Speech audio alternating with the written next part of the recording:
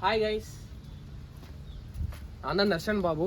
நான் ஜேகேஎம் விவசாய கல்லூரியில் 4ஆம் ஆண்டு படிக்கிறேன். இன்றைக்கி நம்ம பார்க்க போகிற டாபிக் என்னென்னா ஆர்டிஃபிஷியல் இன்செமினேஷன், அதாவது செயற்கை கருவூட்டல் பற்றி நீங்கள் நம்ம பார்க்க போகிறோம். காய், செயற்கை கருவூட்டலுங்கிறது இது ஒன்றும் புது டெக்னாலஜி கிடையாது. 1780 வந்துட்டு லாசரோஸ் பலன்சானி அப்படிங்கிறவர் நாயில் ஃபஸ்ட்டு வந்துட்டு இந்த செயற்கை கருவூட்டலை வந்து பண்ணியிருக்காரு. அதுக்கப்புறமா குதிரையில் பண்ணாங்க. அதுக்கப்புறமா வந்து இந்தியாவில் வந்து 1939ஆம் ஆண்டு வந்து மைசூர் பேலஸ் டைரி ஃபார்மிங்கில் வந்துட்டு பார்த்தீங்கன்னா கேட்டில் வந்து பண்ணியிருக்காங்க. கைஸ், இந்த செயற்கை கருவூட்டலை வந்து ஏன் கொண்டு வந்தாங்கன்னா ஜெனட்டிக் இம்ப்ரூவ்மெண்ட் பண்ணுறக்காகவும் அது மட்டும் இல்லாமல் புல்ஸோட பற்றாக்குறையை வந்து தீக்கிறக்காகவும் வந்து கொண்டு வந்திருக்காங்க. கைஸ், செயற்கை கருவூட்டலில் என்னென்னு பார்த்தீங்கன்னா சுப்பீரியர் புல்ல இருந்து நம்ம வந்து ஸ்பெர்ம்ஸை வந்து கலெக்ட் பண்ணி அதை வந்து நம்ம ஃபீமேலில் கொண்டு போயிட்டு இன்ஜெக்ட் பண்ணுவோம். அவ்வளோதான் கைஸ்.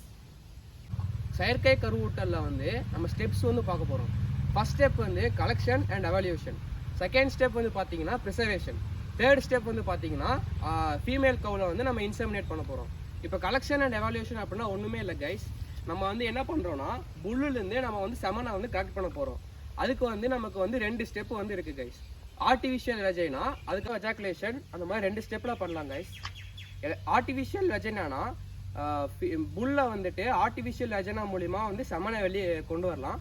அப்படி இல்லைனா வந்து எலக்ட்ரோ எஜாக்குலேஷன், அதாவது எலக்ட்ரிக் ஷாக் வந்து புல்லுக்கு நம்ம வந்து கொடுத்து அது மூலியமாகவும் நம்ம செமனை வந்து வெளியே எடுத்துகிட்டு வரலாம். அதுக்கப்புறம் கைஸ், நம்ம வந்து எவாலுவேஷன் பற்றி பார்க்க போகிறோம்.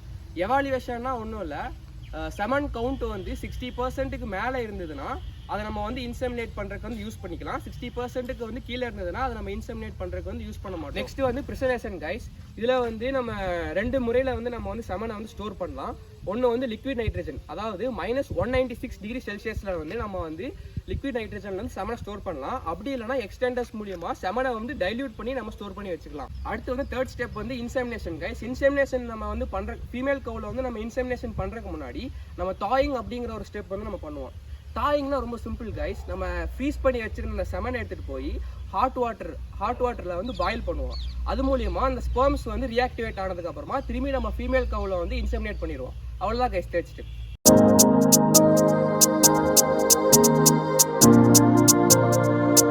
It's Thai tunes on the track.